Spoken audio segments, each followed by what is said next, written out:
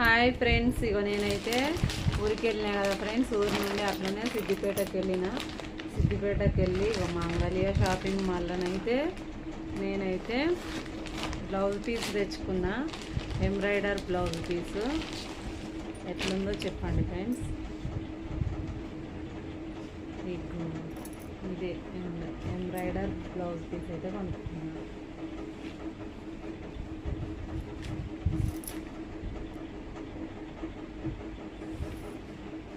ఇవి చేతులు ఫ్రెండ్స్.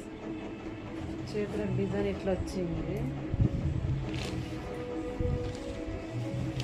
ఇగో ఇదేమో గల్ల వెనకాల, ఇదేమో డిజైన్ ముందట బ్లౌజుకు.